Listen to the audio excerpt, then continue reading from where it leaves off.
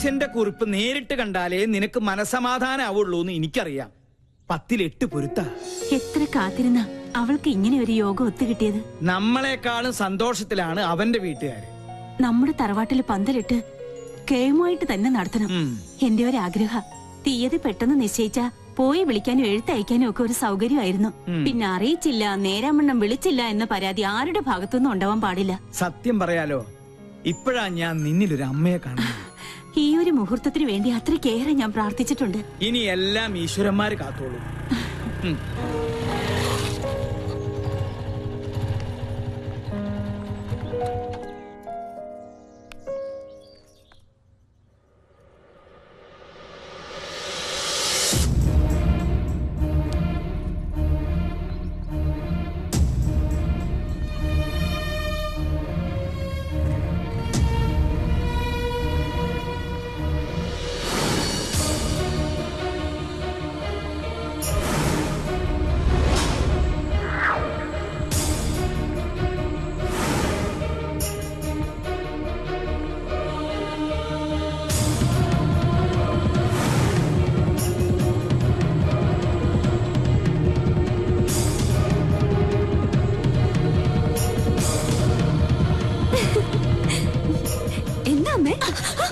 അങ്ങനെ വിളിക്കരുതെന്നെ.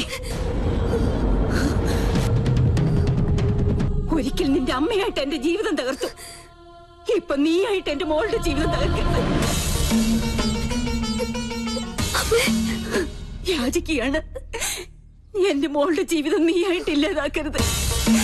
എന്റെ ഗതി എന്റെ മോൾക്ക് വരുത്തരുത്. എന്താ പറഞ്ഞേ? അപ്പൊ ഞാൻ ആരാ? എനിക്കറിയണം. ആരാ ഞാൻ? അറിയാം.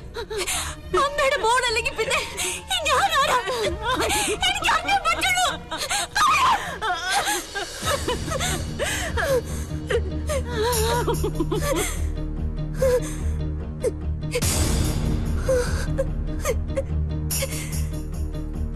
മോളെ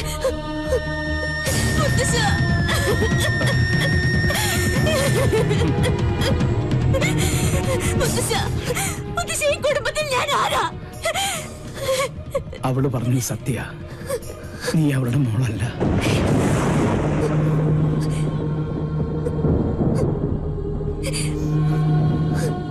എന്നെങ്കിലും നീ അറിഞ്ഞിരിക്കേണ്ട ഒരു സത്യം മനഃപൂർവ്വം നിന്നിൽ നിന്നും മൂടി വെക്കുകയായിരുന്നു. നിന്റെ അച്ഛനു വേണ്ടി, എന്റെ മോന് വേണ്ടി, അവളുടെ ഭർത്താവിന് വേണ്ടി.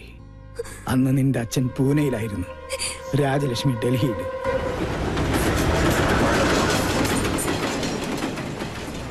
പൂജ മോൾക്ക് 1 വയസ്സ് പ്രായം. മേജർ സാഹബ് ബാഹർ ഗയേ ഹൈ. എനിക്കറിയാം ഇപ്പൊ എവിടെയാണെന്ന്. വണ്ടി എടുക്ക. രാജലക്ഷ്മി, എന്താ ഇത്? അവൻ എന്തായാലും ഇങ്ങോട്ട് വരും. അപ്പൊ നമുക്ക് കണ്ടാ പോരാ. എനിക്ക് ഇപ്പൊ തന്നെ നേരിൽ കാണണം.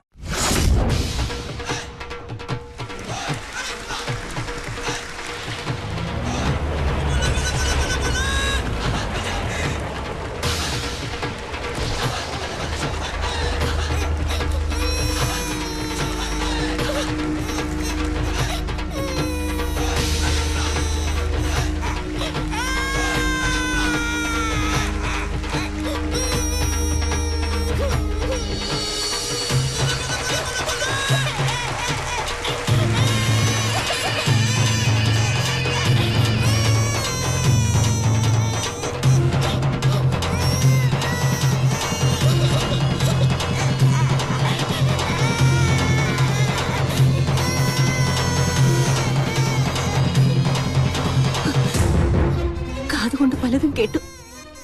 സ്വന്തം ഭർത്താവിന്റെ രഹസ്യബന്ധം നേരിൽ കണ്ടു തന്നെ വിശ്വസിക്കണമെന്ന് തോന്നി. തൃപ്തിയായി. വേണ്ട, ഈ നിമിഷം മുതൽ നമ്മൾ തമ്മിലുള്ള എല്ലാ ബന്ധവും തീർന്നു. പക്ഷെ എന്നെയും എന്റെ മോളെയും വഞ്ചിച്ച് നിങ്ങളെ സുഖമായി ജീവിക്കാൻ ഞാൻ അനുവദിക്കില്ല. ഞങ്ങളുടെ ശവം കൂടി നിങ്ങൾ കാണേണ്ടി വരും. അതെ, ദൈവ സത്യമായിട്ട് ഞാൻ പറയാ, ആ കടുങ്കൈ ഞാൻ ചെയ്യും. എന്തിനാടാ ആ പാവത്തിനോട് ഈ ദ്രോഹം ചെയ്തത്? അച്ഛാ വേണ്ട, അവള് പറഞ്ഞതുപോലെ ഈ നിമിഷം മുതൽ എനിക്ക് ഇങ്ങനൊരു മകനില്ല. वो औरत तुम्हारी पत्नी है क्या? यूं तुम दोनों ने मिलकर उस बेचारी को धोखा दे दिया। क्या तुम पहले से ये बात जानती हो? बोलो, कहो। मैं जानती थी। उस औरत के आंसू एक बच्चे को भी श्रापित कर देगा। तुमने हमारे कुल का नाम मिट्टी में मिला दिया।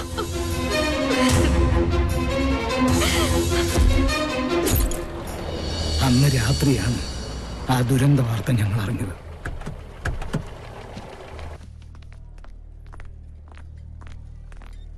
നിന്റെ അമ്മയുടെ ജഡമായിരുന്നു പിന്നീട് ഞങ്ങൾ കണ്ടത്. ചെയ്ത തെറ്റിന്റെ ശിക്ഷ ഇരുവരും സ്വയം ഏറ്റെടുത്തു.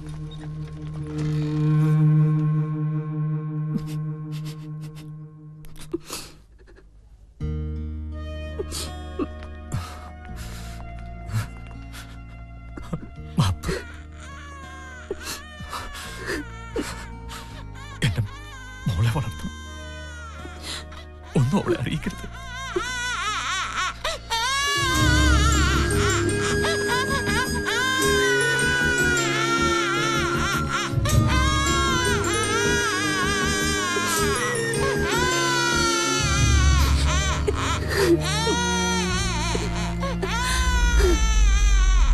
അന്ന് നെഞ്ചിലേറ്റിയതാ അവൾ നിന്നെ. പിറ്റേന്ന് നിന്റെ അച്ഛനും മരിച്ചു. സ്വന്തം മോളെ പോലെ ഒന്നും അറിയിക്കാതെ തന്നെ വളർത്തിയത്. ഒരു നിമിഷം അവള് വാവിട്ട് പറഞ്ഞുപോയി. അപ്പൊ ഈ വീട്ടില് ഞാൻ ആരുമല്ലേ? എന്താ നീ പറയണേ? നീ എത്ര വളർന്നാലും എന്റെ മോൻ അമ്മ ഏൽപ്പിച്ച ആ കൈക്കുഞ്ഞായിട്ട് നിന്നെ ഞങ്ങൾ കണ്ടിട്ടുള്ളൂ. അറിഞ്ഞു തന്നെയാ നിന്റെ എല്ലാ കുസൃതിത്തരങ്ങൾക്കും ഈ മുത്തച്ഛൻ കൂട്ടുനിന്നത്. സ്വന്തം മോളല്ല, എന്നിട്ടും എത്ര വാത്സല്യത്തിന് എന്നെ വളർത്തിയത്. അമ്മയെ എന്തുമാത്രം ഞാൻ വേദനിപ്പിച്ചിട്ടുണ്ട്. ഈ ഞാൻ കാരണമല്ലേ അമ്മയുടെ ജീവിതം പോലും ഇങ്ങനെയായത്? അല്ല, ഒരർത്ഥത്തിൽ പറഞ്ഞ രാജലക്ഷ്മിയുടെ ജീവിതം തകർത്തത് ഈ ഞാനാ. ആ രഹസ്യബന്ധത്തിൽ നിന്നും എന്റെ മോനകറ്റാൻ മനപ്പൊരുത്തം പോലും നോക്കാതെ മുറപ്പെണ്ണിനെ കൊണ്ട് ഞാൻ അവനെ കെട്ടിച്ചു. അവൾക്കൊന്നും അറിയില്ലായിരുന്നു. എന്റെ സ്വാർത്ഥതയ്ക്ക് വേണ്ടി ഞാൻ അവളെ ബലിയാടാക്കിയത്. ഈ മുത്തച്ഛന് ഒരു പ്രായശ്ചിത്തം ചെയ്യണം നിന്നിലൂടെ. അവൾ പൂജമോൾക്ക് വേണ്ടി ഒരുപാട് ആശിച്ചുപോയി. നാട്ടിൽ ചെന്ന് ഞാനും വാക്കുകൊടുത്തു, ഈ കല്യാണം തന്നെ നടക്കട്ടെ. സഞ്ജയനോട് വല്ല മോഹവും മനസ്സിൽ തോന്നിയിട്ടുണ്ടെങ്കിൽ എന്റെ മോൾ അത് മറക്കണം. ഈ മുത്തച്ഛന്റെ ഒരു അപേക്ഷയാണ്.